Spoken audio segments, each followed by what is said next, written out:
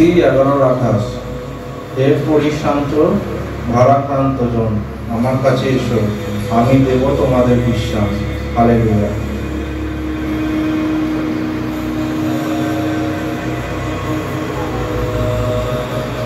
দেখুন, এখানে মধ্যে স্বয়ং ঈশ্বর বলছে, তোমরা যারা দুঃখ কষ্ট এবং বোঝা নিয়ে বেড়াচ্ছ, যা কিছু প্রবলেম হচ্ছে, কষ্ট হচ্ছে, দুঃখ হচ্ছে, যা কিছু হচ্ছে, তোমরা আমার কাছে এসো, আমি দেবো তোমাদেরকে বিশ্রাম, মানে তোমাদেরকে সান্ত্বনা দেবো, শান্তি দেবো, তোমাকে আরাম দেবো।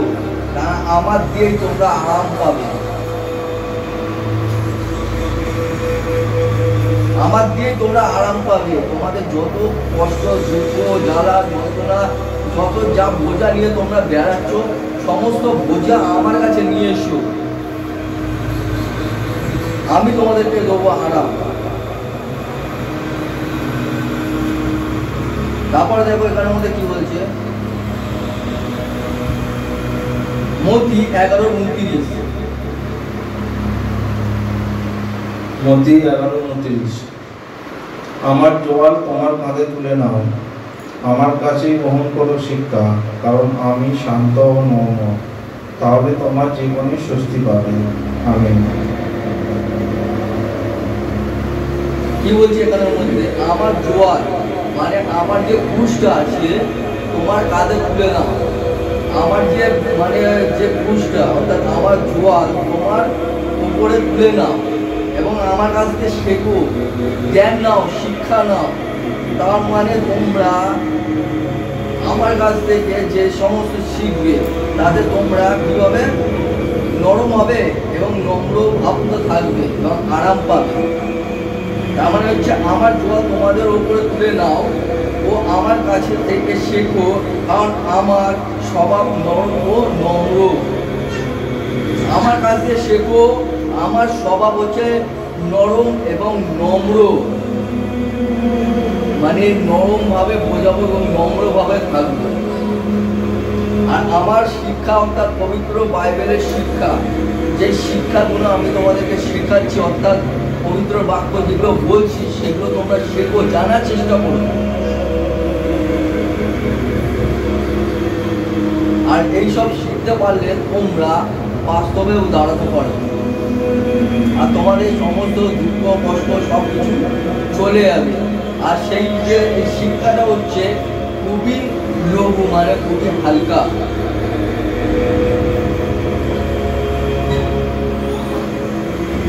আরো দেখবো, আসো জেরেমিয়া 6:17।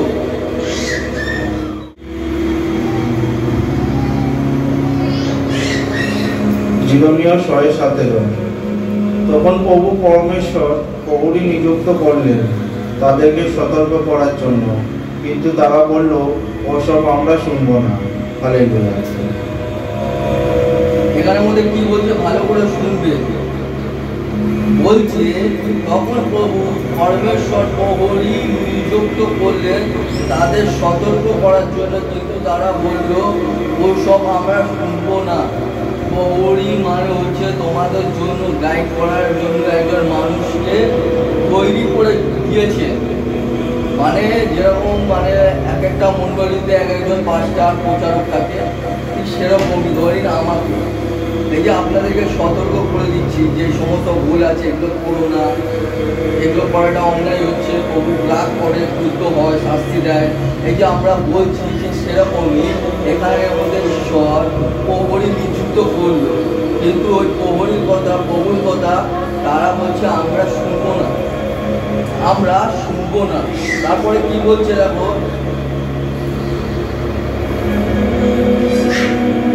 জেরেমিয়া একবার ভালো করে দেখে নেবো, জেরেমিয়া 6:16টা কি বলছে দেখুন। জেরেমিয়া 6:16। প্রভু পরমেশ্বর তার প্রজাদের বললেন, রাস্তা চুলমাথায় দাঁড়িয়ে লক্ষ্য করো, সন্ধান করো প্রাচীন সনাতন পথে, জিজ্ঞাসা করে জেনে নাও কোনটি সবচেয়ে ভালো পথ, সেই পথ চলো, তোমরা শান্তিতে থাকবে। কিন্তু তারা বলল, না, আমরা ও পথে যাব না। হালেলুয়া। দেখুন এখানে মধ্যে কষ্ট কথা বলছে, তোমরা পুরনো লোক যারা আছে তাদেরকে জিজ্ঞাসা করো, রাস্তার চৌরাস্তার মোড়ে দাঁড়াও, দাঁড়িয়ে জিজ্ঞাসা করো যে সব থেকে ভালো পথ কোনটা, মানে যে সনাতন, যারা সনাতন আছে সেই সনাতন প্রথম মানে কোনটা ভালো, সেই সমস্ত পুরনো লোকদেরকে জিজ্ঞাসা করো কোন পথটা ভালো, কি করলে ভালো হবে। কিন্তু এরা কি করলো, এরা জবাবে বললো আমরা তা শুনবো না, বলবো না, আর এই পথে আমরা যাব না। তারপরে ধরে চিরমিও 6:18 কি বলছে দেখুন। জিরোমিও 6:18। তখন প্রভু পরমেশ্বর বললেন, শোনো হে জাতিবৃন্দ, দেখো আমার প্রজাদের ঠিক দশা হতে চলেছে। হালেলুয়া। দেখো এখানে আমাদের কষ্ট বলেছে প্রভু পরমেশ্বর, কি বললো? প্রভু পরমেশ্বর বললেন, শোনো হে জাতিবৃন্দ, দেখো আমার প্রজাদের কি দশা হতে চলেছে। মানে আমি আমার প্রজাদের, প্রজা মানে হচ্ছে যে সমস্ত বিশ্বাসী আছে, যে সমস্ত আমার লোক আছে, সে হোক না কেন প্রচারক, সে হোক না কেন কোনো পাস্টার বা কোনো চাকরির বড় প্রচারক কেউ বা যেই হোক না কেন, যে আমার লোক যারা খ্রিস্টদেবে বিশ্বাস করে চলছে, তারা যদি আমার কথা না শোনে তাদের আমি কি দুর্দশা করি, প্রভু পরমেশ্বর বলছে। তারপরে কি বললো? জিরোমিও 6:19। জিরোমিও 6:19। শোনো হে পৃথিবী, ওরা আমার উপদেশ প্রত্যাখ্যান করেছে, আমার কোনো কথা শোনেনি, তাই ওদের সমস্ত কুকর্মের জন্য আমি ওদের ধ্বংস করব। হালেলুয়া। দেখো কিছু কিছু লোক আছে যারা ঈশ্বরের কথা শোনেনি, ঈশ্বরের কথা মানে না, সেই সমস্ত নোংরামুতে ব্যস্ত হয়ে পড়েছে। এক নোংরামু থেকে আর এক নোংরামু, প্রসাদ খাওয়া, মূর্তি পুজো করা, ব্যবচার করা, মেয়েদের সাথে নোংরামু করা, মদ খাওয়া, কার মধ্যে করা, ঝগড়া অশান্তি করা, এই সমস্ত তখনও হতো। তখন বলছে, শোনো হে পৃথিবীর, ওরা আমার উপদেশ, মানে আমি যা ওদেরকে বলতে চেয়েছি তারা আমার কথা শোনেনি। যেরকম একটা বাবা মা নিজের সন্তানকে এরকম শাসন করে, যদি সে না শোনে তখন বাবা মা কীভাবে রেগে যায় তার উপরে, তখন কী করে তাকে মারে, নারে শাস্তি দেয়। ঠিক সেরকমই শোনো হে পৃথিবী, ওরা আমার উপদেশ প্রত্যাখ্যান করেছে, আমার কোনো কথা শোনেনি, তাই ওদের সমস্ত কুকর্মের জন্য আমি ওদের ধ্বংস করে দেবো।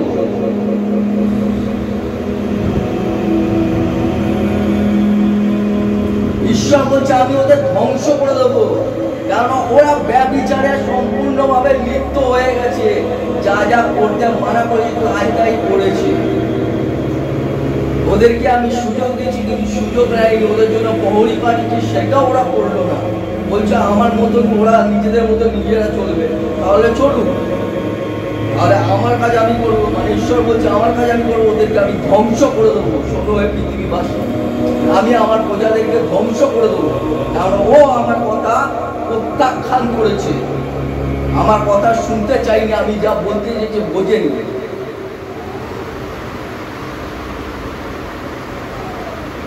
তার জন্য তিনি বলছে তাকে আমি ধ্বংস করে দেব।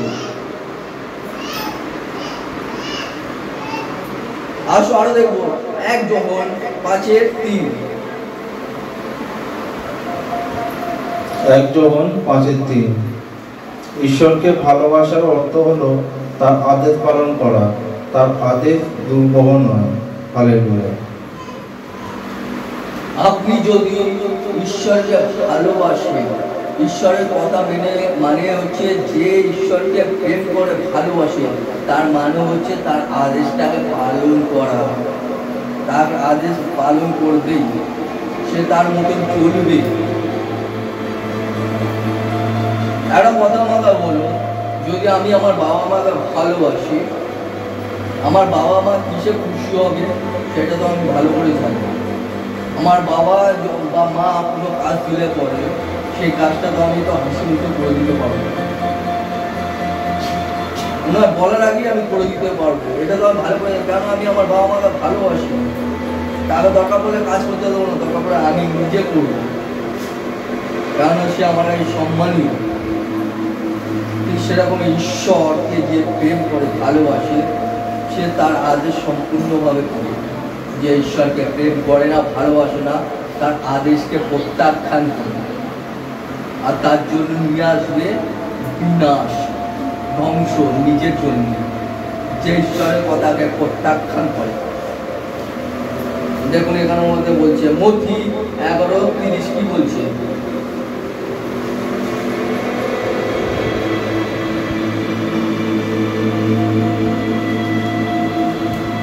মতি 11:30 আমার জোয়াল সমূহ, আমার দেওয়া ভারও লঘু। হালেলুয়া। দেখুন এখানে প্রশ্ন বলছে যে তোমরা অন্তরে বিশ্রাম পাবে, কারণ আমার জল বয়ে নেওয়ার সহজ ও আমার বোঝাও হালকা। তুমি যদি আমার কথা শোনো, প্রভু বলছে, আমি বলছি না, বলছে আমার জোয়াল যদি তুমি শোনো, আমার জোয়াল কিন্তু খুবই হালকা।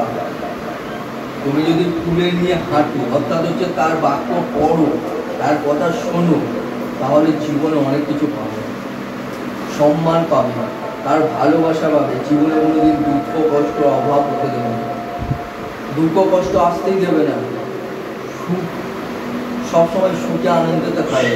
কোনো রকম গুণ ব্ল্যাক ম্যাজিক ভূত প্রেত এই সমস্ত তোমাদের ধারের কাছে আসবে না। তবে একটা জিনিস মনে রাখবে, নোংরামও চলবে না। প্রভুতে থাকলে পরে নোংরামও চলবে না, যেটা ইসরায়েলের লোক করেছিল, তাই জন্য ওদেরকে শাস্তিও দিয়েছিল। তো এইখানের মধ্যে বলছে নোংরামও চলবে না, কোনো রকম ব্যভিচার চলবে না, কোনো স্ত্রীর দিকে কোনো পুরুষ যাতে নোংরা চোখে না দেখে, কোনো মহিলা বা কোনো মেয়ে কোনো পুরুষের দিকে বা ছেলের দিকে নোংরা চোখে না দেখে। যার স্ত্রী আছে তাকে তার স্ত্রীর মতনই থাকতে হবে, নিজের স্বামীকে সম্মান দিতে হবে এবং স্বামী স্ত্রীকেও সম্মান দিতে হবে, এক অপরকে ভালোবেসে চলতে হবে।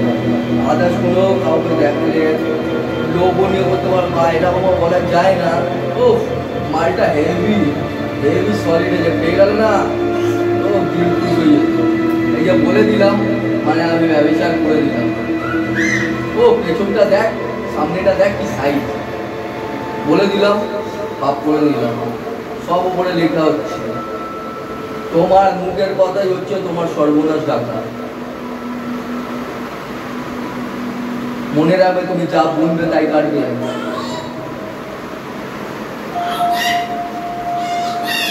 কালকে যখন তোমার বোন হাঁটবে রাস্তা দিয়ে বা তোমার মা হাঁটবে, তখন তোমার মা বা বোনকে দেখে যদি কেউ বলে, তুমি মুখ দিয়ে বলতে হবে, তখন তোমার বন্ধু পাল্টে হবে। কালকে যে তুমি অন্যজনের মালকে দেখে এখন বললি আজকে তোর বোনটাকে বলে এখন গায়ে লাগছে, আমার জবাবটা কি দেবে?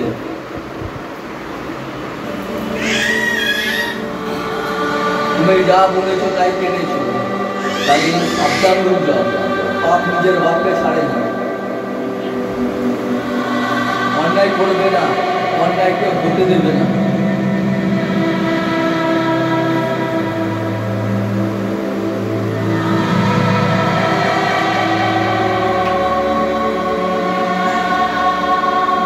তার জন্য বলছি আমার জোয়াল হচ্ছে সবই হালকা এবং লঘু। আমার কথা অনুসারে চলো, জীবনে বাঁচবে। আসুন আরো দেখবো হিব্রু 4:11।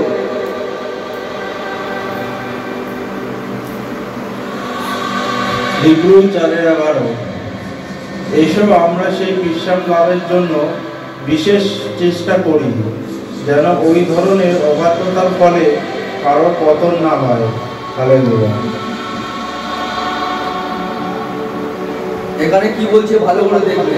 এই জন্য এসব আমরা সেই বিশ্রাম পাওয়ার জন্য বিশেষভাবে আগ্রহী হই। কেউ যেন সেই অবাধ্য ওই ধরনের মানুষ সেই ইসরায়েলিদের মতো ঈশ্বরকে অমান্য করে তার দেওয়া বিশ্রাম থেকে বাদ না যায়। ইসরায়েলিরা যা ভুল করেছিল সেই ভুলের জন্য তারা বিশ্রাম থেকে মানে ঈশ্বরের বিশ্রাম থেকে বাদ গেছে। তার জন্য বলছে যেটা আমরা ওই ধরনের ভুল না করি, বরঞ্চ আমরা চেষ্টা করি যাতে আমরা ঈশ্বরের হতে পারি। তার জন্য বলছে এই জন্যই এসো আমরা বিশ্রাম পাওয়ার জন্য বিশেষভাবে আগ্রহী হই, মানে চেষ্টা করি। আসুন আরো দেখো 1 পিতর 4:7। 1 পিতর 4:7। সবকিছুরই শেষ ঘনিয়ে আসছে, সুতরাং সুস্থির ও সংযত জীবনযাপন করো, যাতে প্রার্থনায় মনোনিবেশ করতে পারো। হালেলুয়া। আচ্ছা, এখানে বলছে সবকিছু শেষ ঘনিয়ে আসছে, মানেটা বুঝতে পারছেন? মানে হচ্ছে প্রভু আসার সময় হয়ে গেছে। ভালো করে দেখো তাকিয়ে, যা যা প্রভু বলে গেছে শেষ সময় কি কি হবে। ব্যভিচার, দেখতেই তো পাচ্ছ রেপ হচ্ছে, খবরে টিভিতে শুনতে পাচ্ছ রেপ হচ্ছে, নোংরামি করছে। ব্যভিচার এটা নয়? বাচ্চা 10 বছরের মেয়েকে উড়ে পড়ে যাচ্ছে, জলনগরে হলো, এগুলো ব্যভিচার নয়? মার্ডার হচ্ছে, খুন হচ্ছে, শুনতে পাচ্ছ?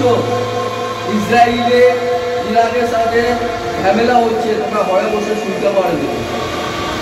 সমস্ত কিছু শুরু হয়ে গেছে, হত্যা হচ্ছে, শেষ সময় চলে এসেছে।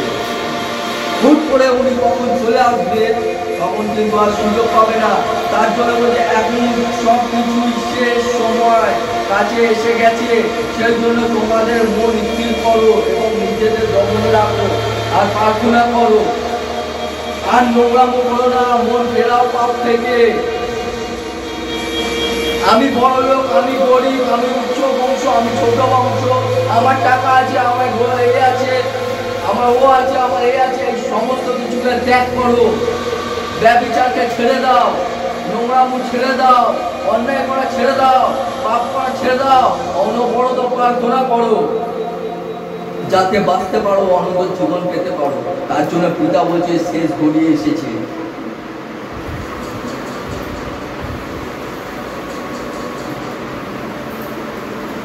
শেষ গড়িয়ে এসেছে।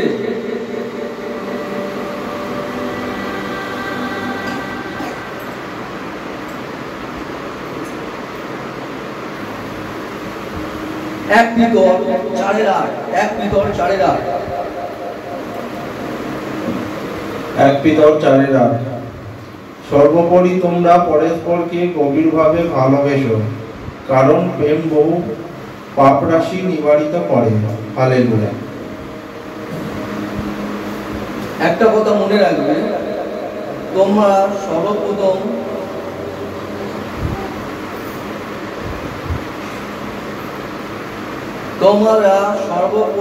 একটা কাজ করো, তোমরা এক আর অন্যকে প্রেম করো, ভালোবাসো, এক অন্যকে ভালোবাসো, তাদের দোষ দেখাতে কেউ না। যদি তুমি জানো সেই ভুলটাকে তোমরা বারবার, ওকে একবার ভুলিয়ে দিলে, বুঝিয়ে দিলে, কিন্তু ওইটাকে নিয়ে ঘেটো না, ওইটাকে নিয়ে ঘেটো না। যদি তুমি ওইটাকে বেশি ঘাটবে তাহলে বেশি গন্ধ ছড়াবে। যেরকম ময়লাকে বেশি ঘাটলে গন্ধ ছড়ায়, সেরকম গন্ধ ছড়াবে, সেটা তোমারই বুঝতে বিপরীত হবে। তার জন্য বলছে বহু পাপকে শেষ করে দিতে পারে শুধুমাত্র তোমাদের ভালোবাসা। তুমি যদি ওকে ভালোবেসে সঠিক জায়গায় আনতে চাও তাহলে প্রভুর বাক্যটাকে ব্যবহার করো, প্রভুর বাক্য অনুসারে চলো, প্রভুর পথে নিয়ে আসো। তুমি ওকে চাইলে পরে, তুমি মাথা ঠুকে মরে গেলে পরে যদি ও পাপ করছে, ওই পাপ ছাড়বে না। ওই পাপ যদি হারাতে পারে তাহলে সেই হচ্ছে পবিত্র বাক্য, পবিত্র সুসমাচার, যেটা এখন তোমরা শুনছো আর এবং পড়ছো। আর তোমাদের কাজ থাকবে তাদেরকে প্রেম করা, ভালোবাসা। তোমাদেরকে বকতে বকলে পরে হবে না। আজকালকার যুগে বাচ্চাদেরকে তুমি যতই বকে দাও, ও বকলে পরে শুনবে না। ওদেরকে শাসন করতে হবে ওদের মতন করে, তাহলে পরে ওরা শুনবে না।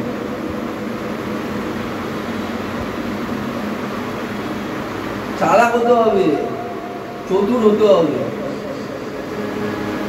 মানে যেমনি মানুষ সেমনি তোমাকে হতে হবে, মানে যে যেরকম সেরকমই তোমাকে হতে হবে। ঘিয়ের বোতল দেখেছো? ঘিয়ের বোতল, ঘি কোনোদিন খাওনি কেউ? করে দেখেছি, ঠিক আছে, প্রথম নাম শুনলাম। ঘিয়ের বোতল দেখোনি কেউ? দেখেছো? যখন গরম কিছু হয়, যখন ঠান্ডা পড়ে, যখন গরম গরম ভাত থাকে, তখন তোমরা কি করো? ঘিয়ের বোতল থেকে ঘি কিরকম করে বার করো?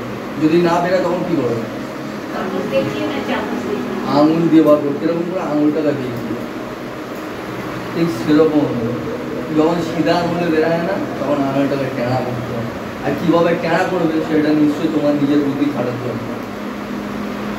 এমনভাবে ভালোবেসে ওর সাথে কথা বলতে হবে যাতে ওরই মতন ওর সাথেই কথা বলতে, ওর সাথেই মিশতে হবে, যাতে ও নিজের ভুলটা বুঝতে পারে। মিষ্টি মুখে তুমি বকলে পরে ও জিন্দগিতে ছাড়বে না। আমার বুঝতে হবে ও কীভাবে বোঝে।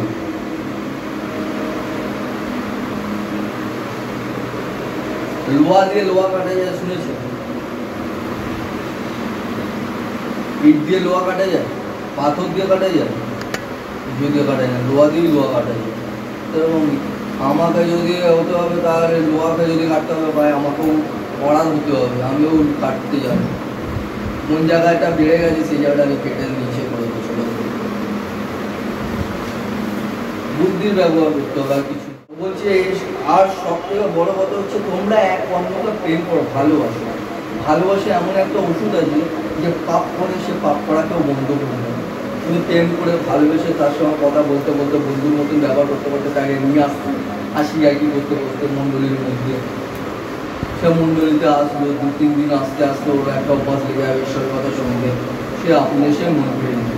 একবার মণ্ডলীতে 3 দিন প্রার্থনায় বসেছে, 3 দিন ভালো ছিল, হঠাৎ করে আবার খারাপ হয়ে গেল। তার মানে এটা কি বোঝাচ্ছে? 3 দিন আপনি ওর সাথে ভালো ব্যবহার করেছেন, ঈশ্বরের বাক্য শুনেছে, বলে চলছিল, মানে খুব ভালোভাবে মিষ্টি মিষ্টি কথা বলে। যখন দেখেন একটু টানা বাজে, চিল্লিয়ে মিলিয়ে উদ্মাদ যা পেরেছেন তাই, যা ইচ্ছা তাই বলেছেন। উদ্মাদ বলেছে, হ্যাঁ, গালাগালি দিয়ে নিয়ে। আবার যাই না আপনাদের ভাষাটা গালাগালি বলেন, আমাদের কথা বললে ভয় লাগে। একটা জায়গায় এক এক রকম ভাষা আছে। তো ওই একটু রেগে গিয়ে কথা বলে তখন বাচ্চাদের খারাপ দিকে, তখন আরও বই পড়ে। আমার বাচ্চাদের সাথে বাচ্চাদের মতো মিশতে হবে। আসুন আরো দেখবো, 1 পিতর 4:9।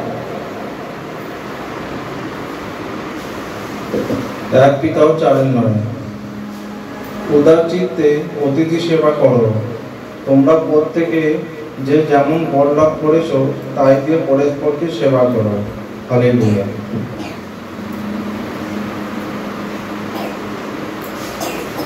এখানে কি বলছে? বলছে উদার চিত্তে অতিথি সেবা করো। যারা তোমাদের ঘরের মধ্যে আসবে তাদেরকে তোমরা সেবা করবে, তাদেরকে ভালো মতন দেখবে, তার কোনো অসুবিধা হতে দেবে না। আর কিছু না পাও, 2 নতুন দানা বা চিনি বা মিশরি গুলিয়ে একটু জল খাবিয়ে দিলে, বা 1 ঘটি জল খাবিয়ে দিলে, বা 2টা বিস্কুট দিয়ে জল খাবিয়ে দিলে, এই সেবাটাই করো না। তোমার যদি কিছু সামর্থ্য না থাকে, আর যদি তোমার কাছে সামর্থ্য থাকে তাহলে তুমি করো। কি জানি কোন রূপে তুমি হয়তো ভুল করে পবিত্র আত্মার সেই সেবা করে ফেললে, এমনও ঘটেছে। অজান্তে তোমরা পবিত্র আত্মাকেও সেবা করে ফেললে। কি রূপে কখন কিভাবে আপনার কাছে চলে আসে কার মুখ ধরে বলাও যায় না। পবিত্র আত্মা মানে নর্মাল আত্মা নয়, এটা ঈশ্বরের আত্মা, প্রভু যিশুই স্বয়ং। তার জন্য বলছি যে তোমরা একটুকুনিও হাত রাখবে না সেই অতিথিকে সেবা করতে গেলে।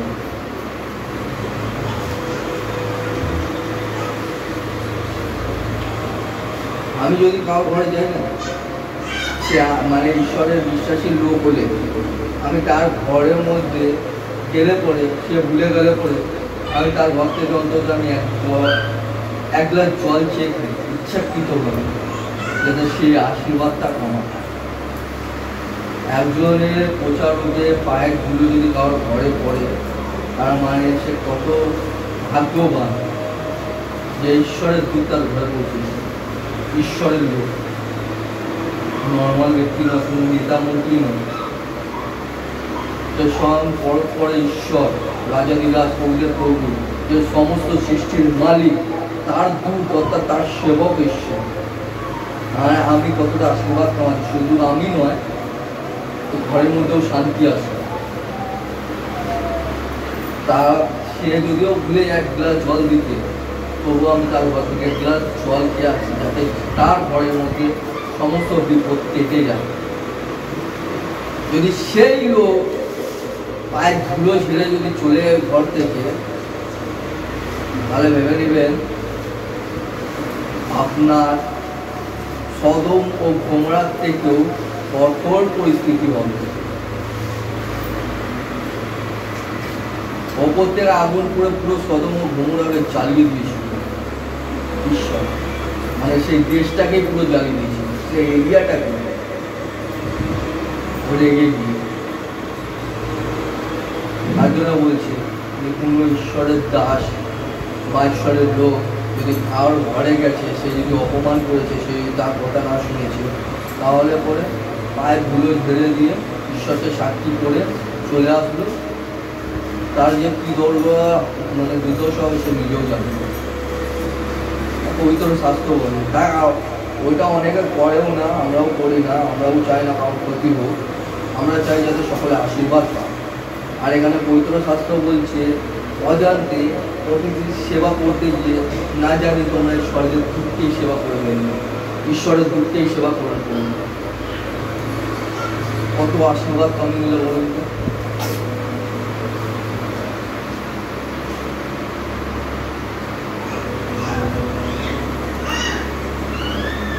আসুন আরো দেখবো যে 13:2 দেখো, এতেই বলে দিয়েছে বাক্য। হিব্রু 13:2 কারণ অতিথি সেবা করে কেউ কেউ অজ্ঞাতসারে স্বর্গদূতদের আপ্যায়িত করেছেন। হালেলুয়া। কি বলছে এখানে? কারণ অতিথি সেবা করে কেউ কেউ মানে বুঝতে পারেনি সে স্বর্গদূতদেরও মানে ইয়ে করে সেবা করে ফেলেছে, আর সে অদ্ভুত আশীর্বাদ দেবে এসেছে। অজান্তে সে স্বর্গদূতদেরও সেবা করে ফেলেছে, অতিথি সেবা করতে। এখন দেখুন আমি চলে এসেছি, এবার আমি তো এসেছি, আপনারা জানেন আমি এখানে এসেছি, তো সত্যি সত্যি ধরুন আমি এই জায়গাটা নাও আসতে পারতাম, আমি একটা জরুরি কাজে ফেসে এলাম, এবার আমার বুক নিয়ে হয়তো সে ঈশ্বরই চলে এলো, ঈশ্বর বা কোনো দুঃখেই পাঠিয়ে দিল যে ও আসতে পারিনি, কেউ তো জানে না, তুই চলে যা, গিয়ে তুই প্রচার করে তারপর তুই বেরিয়ে যা। এবার আপনারা দেখে যে দাদা এসেছে, দাদা এসেছে, সবাই তাকে দেখে আনন্দ এসে উল্লাসিত হয়েছে, তাকে দেখে সেবা করে ফেলবে। তাই এখানে কেউ জানে না দাদাটা কে আছে। এবার ও তো নিজের প্রচার করে চলে গেল, অজান্তে তোমরা কী করলে দেখা গেল ঈশ্বরের দূতের সেবা করে দেবে। ঠিক সেরকম অনেক সময় অনেক রকম ভাবে অনেক ঘড়িভাবে রূপ নিয়ে আসতে পারে। সে একজন ভিখারিরও বেশ নিয়ে আসতে পারে, ময়লা ড্রেস ট্রেস পরে চলে আসতে পারে, এমন পোশাক আশাক করে দেখে ঘেন্না লাগবে, বাবা মন্ডলীতে এসেছিস, কে রে ভাইরা মন্ডলীতে এসেছে আবার এরকম ড্রেস পরে, সরে বস, আমি ভুলে যাচ্ছি, সরে বস। তোমরা এইটুকুনি জানো না ওই ধরনের রূপও নিয়ে আসতে পারে স্বর্গদূত।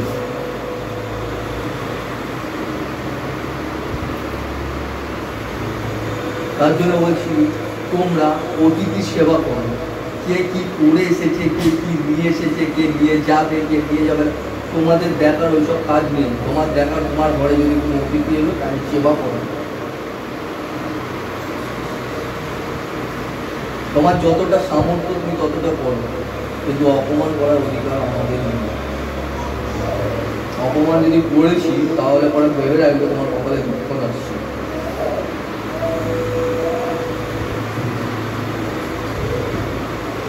আসুন আরো দেখবেন মথি 10:16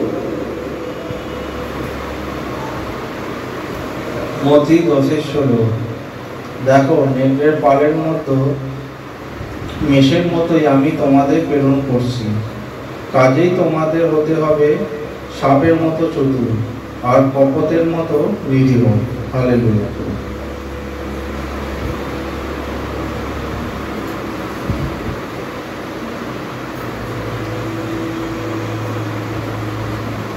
কি বলবো আপনাদেরকে, সাপ কতটা চতুর আর চালাক জানে।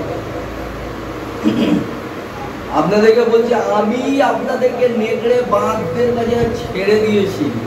নেগড়ে বাঘ মানে হচ্ছে এই জগৎ।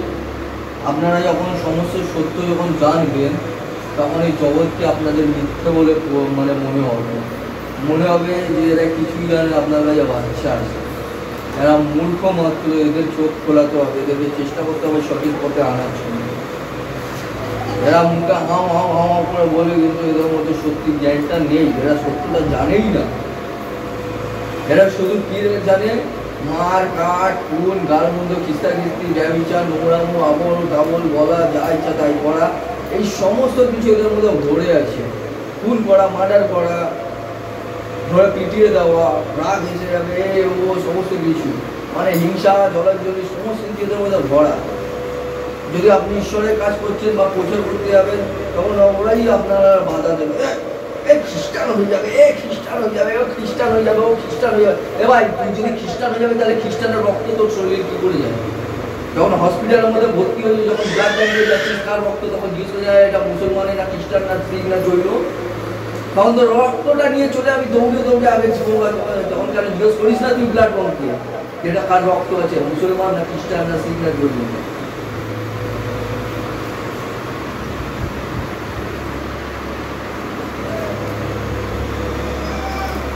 রক্তটা নিয়ে জীবন পাওয়ার জন্য যখন দৌড়িয়ে যাবে, আর যখন এমনি সমস্ত নিয়ে মিটে যাবে, তখন হয়ে যাবে ও শিখ, ও মুসলিম, ও খ্রিস্টান, ও তো ও অনেক খ্রিস্টান স্কুল আছে যেখানের মধ্যে হিন্দু বাচ্চারা পড়ে।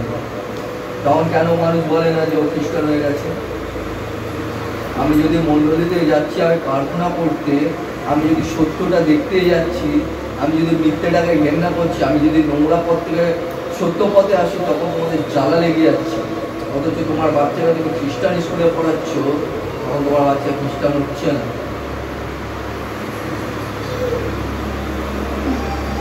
যখন ব্লাড ব্যাঙ্কে যাচ্ছ জীবন বাঁচাবার জন্য, তখন জিজ্ঞেস করছো না এটা খ্রিস্টান না মুসলিমে, কেন? তখন জীবনের দরকার আছে। স্কুলে যাচ্ছ, তখন এডুকেশনের দরকার আছে। ইয়ার্কি পেয়ে গেছো, প্রার্থনা করলে মানুষ খারাপ হয়ে যায়। আর রাস্তার মোড়ে দাঁড়িয়ে যদি বৌদিবাজি করছে, বা কার মেয়ে পালিয়ে গেছে, কার বউ পালিয়ে গেছে, কে গালাগালি দিচ্ছে, কে কিসকি দিচ্ছে, এই সমস্ত করলে তখন ওদের কাছে ভালো, মানে বৌদি অনেক ভালো, বা আরে বৌদি অনেক ভালো, জানো তো, তোমাকে দেখলে মনটা শান্তি পায়, এই জিনিসগুলো করলে পরে ভালো, তাই তো? মানে ভালো জিনিসের মানুষ সোজে না, খারাপ জিনিস করার জন্য সবাই সোজে।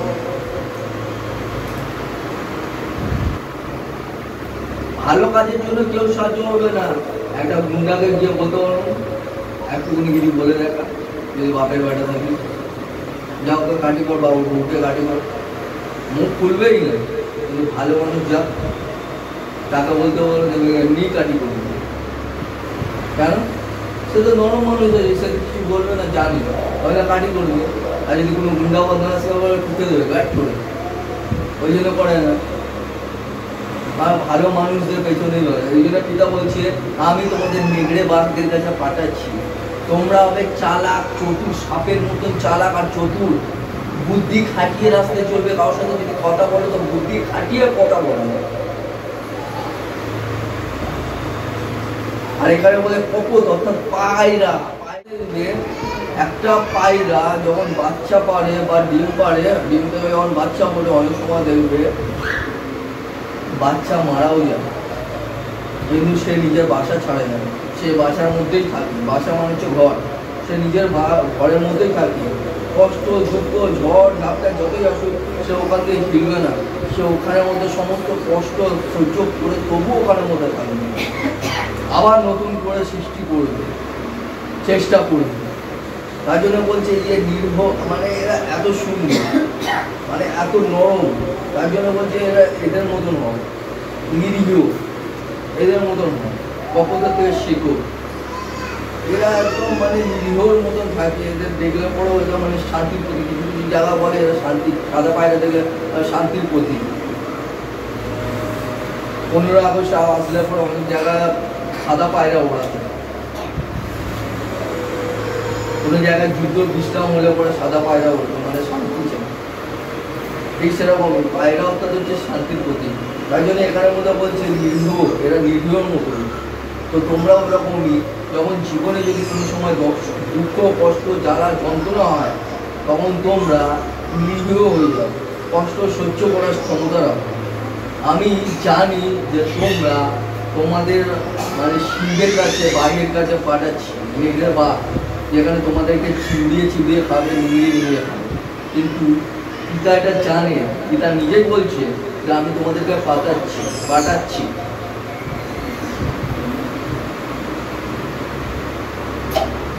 তোমরা চালাক হও, চতুর হও, আর নিরীহ হও, পায়রার মতো।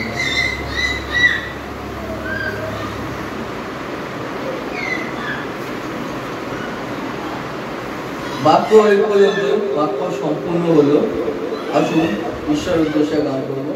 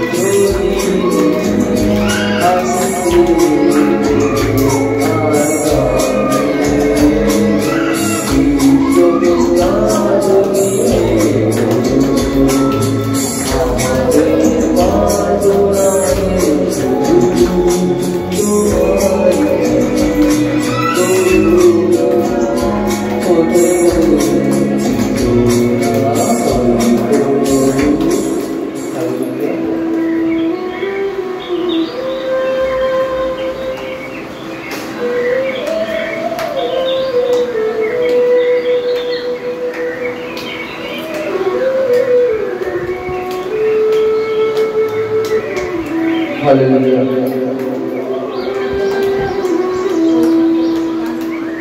Glory